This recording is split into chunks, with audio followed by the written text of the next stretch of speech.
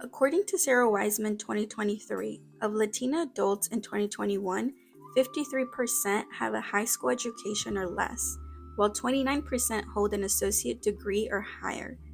And according to Zippia's master job demographics, only 36% of the master's holders are women, and 18.9% are Hispanic or Latino.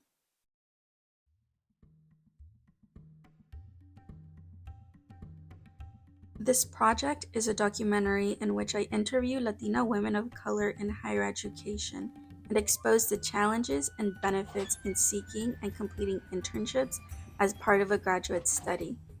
The documentary addresses the ways in which women's lived experiences contribute to their studies and research, and how emotion and intellect inform scholarship.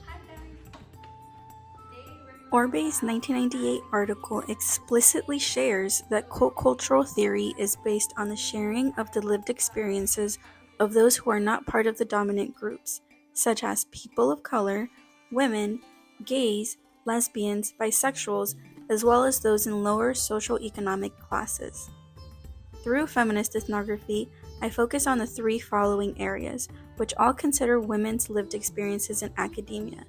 First, I include autoethnography to share my experience within the feminist fieldwork. Another area will directly highlight the power of personal narratives and their resonance with social-cultural understanding. Lastly, with feminist ethnography, it is important to delineate who I plan to address in my documentary and who is meant to benefit from it. According to Foster 2014, feminist ethnography also focuses on the relationships between personal narratives and culture. The documentary will highlight women of color and encourage them to use their mother language if they desire to in the interviews. Seeking to understand the internship experiences of women of color will inform communication pedagogy and practices. Throughout this, we will hear from 4 individuals and myself about the overall internship experiences for Latina women. This project will not only reflect the increasing diversity in communication discipline, but also further highlight the value of women's lived experiences in the scholarly discourse in higher education and instructional material. We will see how representation, mentoring, and future world making play pivotal roles for women of color in higher education and their internship experiences.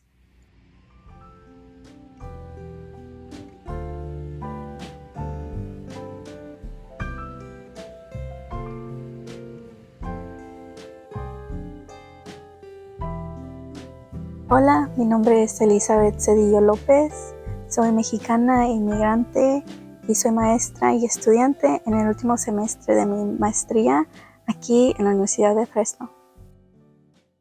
After completing almost 4 internships and reflecting on these, I've noticed how they played a pivotal role in my academic and professional career, especially as a woman of color.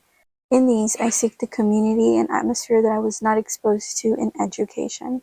With the help of my graduate cohort and my teammates in those internships, I've been inspired to explore some of those experiences of Latino women in higher education that do complete internships, especially within the communication discipline, and to later use this as instructional material for education, and that actually share the diversity expressed in institutions such as Fresno State. Therefore, I interviewed 4 other women which have all taken multiple internships. And I've also been including autoethnographic aspects as I include my own experiences with these internships. Over the course of 2 interviews with each interlocutor, I found 3 overlining themes. The first, which is representation; the second, the significance of mentoring and professional networking; and the third, the future world making for Latina women. Before moving forward with the themes, let me introduce you to the interlocutors. Hi, my name is Carla Silva. I identify as a Mexican-American woman, and I'm currently working on my assistantship with Fresno State, specifically titled Graduate Teaching Associate. And then additionally, I'm working on an outside assistantship specifically for my professional career. Hello, my name is Brisa Duran. I identify as Mexican and Latina, and I am also a graduate student here at Fresno State. And my internships include a governmental internship and also a graduate student assistantship. Hello, my name is Ayla Grace Mora. I am a Latina and I'm currently a graduate student for the communication department here at Fresno State. And I have completed 2 internships, one for a dance company and one for a criminology program at a university. Hi, I'm Marlene Henriquez. I am a first-generation Salvadorian American. My pronouns are she, her, and I'm a recent graduate from Fresno State in the MCJ department. I have completed 2 internships, both in the communications field, one with a communications agent in a communications agency, and the other for a minor league baseball team. For the purpose of this clip, we will only be focusing on the first theme, which is representation. The constant theme throughout my interviews related to the representation that the interlocutors did or didn't face in academia and in their internship opportunities. Chakravartty, Cool, Grubbs, and McIlwain's 2018 article, #CommunicationSoWhite, reflects the whiteness in communication scholarship and lack of citations for people of color. Similarly, in Ortega Liston and Rodriguez's 2014 article, the authors highlight the challenging choices of career women in the discipline and the reality of academic institutions being oppressive for women of color. I myself grew with more representation when I was like in K through 12, right? After, being in my local school system.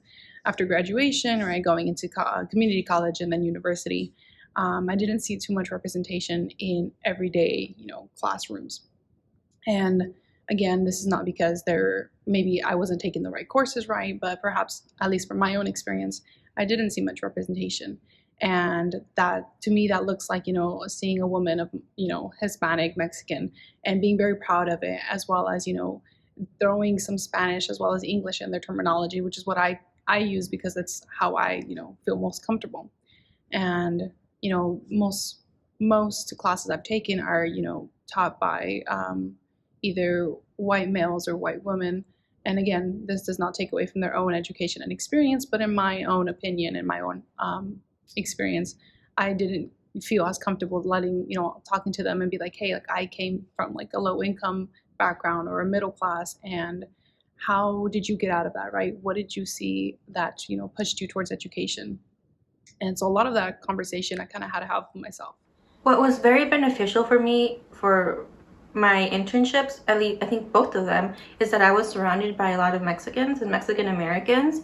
So there were a lot of people like myself and a lot of people with a lot of really cool education and degrees, and they were very much and it is a place of work where it's very social. So I remember getting there and people whose faces I haven't seen would just come up to me and, hi, how are you? My name is this and I work with this department. If you need any help, come let me know. And like I said, that was a real shock to me, particularly because I had worked in very different office beforehand, a very different experience. And it was very, very weird because everybody was very welcoming. But again, that's my experience. And I know, and this is, again, I chose this because I wanted to help people in my community. And I knew that the people I would be working with were kind of similar to myself. But I know people would have I know my circumstance would be very different if there were different people in these jobs, right? It just happened to be that we are very similar when it comes to our cultures. And so I don't think I can't really talk a lot about that difficulties because they're like me. Maybe in the future I will be able to say a little bit more, but at least as of right now, I am grateful that I haven't had any issues due to where I am doing my internship. En mi experiencia, creo que no he sido representada en la academia de educación en la manera en la que me gustaría. Desde niña, cuando emigré a este país, a California, me inculcaron en la escuela a no usar mi lenguaje natal, y eso fue algo muy doloroso, siquiera ahora al reflejar en esa experiencia. Era muy doloroso tener que dejar mi identidad, mi lenguaje natal y quien yo era en la puerta de cada institución. Y esta ocasión se repetía durante toda mi vida. Hasta hoy he tenido la oportunidad de usar mi lenguaje natal en una manera profesional y poder ser aceptada con esto. Así que en mi experiencia no he sido representada en la academia educacional, pero tengo mucha fe de poder hacer proyectos como este y hablar en mi lenguaje natal que podrían cambiar estas experiencias. I personally got blessed to working with women, and I think about it now, I'm like, oh wow, like that's very empowering. Um, there weren't women of color, there were white women, but it was still women, you know. So I think the reality again is that there's not that representation or just that knowledge or that background, that cultural background. um, and this is not necessarily for me, but I've had friends who have experienced like there's this power dynamic as well that comes in with internships, and um, maybe feeling that you can't speak up or say something because you're not getting paid, and you should just be thankful for being there and having that experience of being chosen to be a participant or something like that. So sometimes the realities is that sometimes as an intern you might stay quiet or you won't say something because one, you're probably young and these people have more experience than you.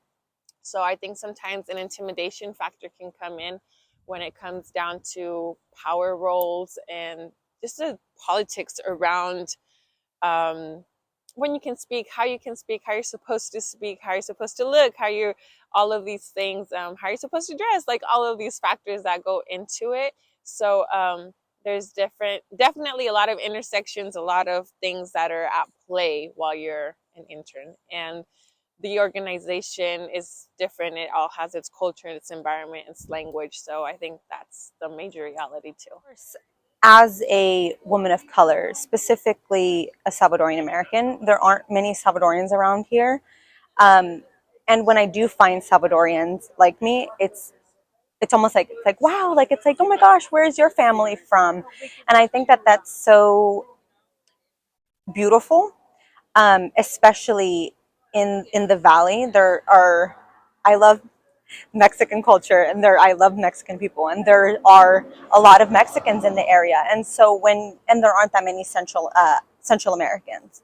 And all my life growing up, especially in the community that I grew up in where there was a lot of Mexicans, my identity was sort of stripped in many ways because I had to sort of assimilate to Mexican culture, even though they're only a few countries away from El Salvador specifically. And so being a woman of color, specifically being Salvadorian, was always just difficult because there weren't that many people that I could look up to. Even now, there aren't that many famous people from El Salvador or that have origins in El Salvador. So it's just really difficult for you to be something that you can't see. For more information on all of the themes expressed, please go to the description and check out the link for the full documentary named Beyond the Ivory Tower.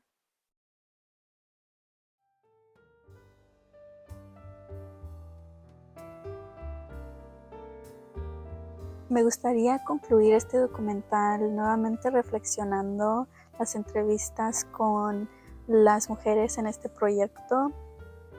Fue muy hermoso al conectarme con cada una en una manera única y pues creo que son las mujeres que han seguido todos sus sueños y están en el proceso de eso, pero que han sobrepasado todas las adversidades que el mundo les ha tirado y realmente las admiro mucho por eso. Con los temas presentados de representación, la importancia del mentorazgo y dando forma al futuro de la educación, puede entender un poco más esas experiencias que viven las mujeres latinas en estas instituciones. Realmente espero que este documental le pueda llegar a otras personas, a otras mujeres latinas que están pasando por un momento difícil o que están pasando por este trayecto académico que puede estar en el bachillerato, en la maestría, y que pueden encontrar un poco de guianza, un poco de recomendaciones, consejos, lo que sea, al ver que sí hay lugares que pues las van a aceptar y que son para ellas, y ojalá que puedan encontrar esa comunidad que tanto anhelan. Mereces estar donde estás y mereces todos tus reconocimientos y todos tus diplomas que vas a cumplir algún día. Y como dicen todos los papás, échale muchas ganas y ponte las pilas.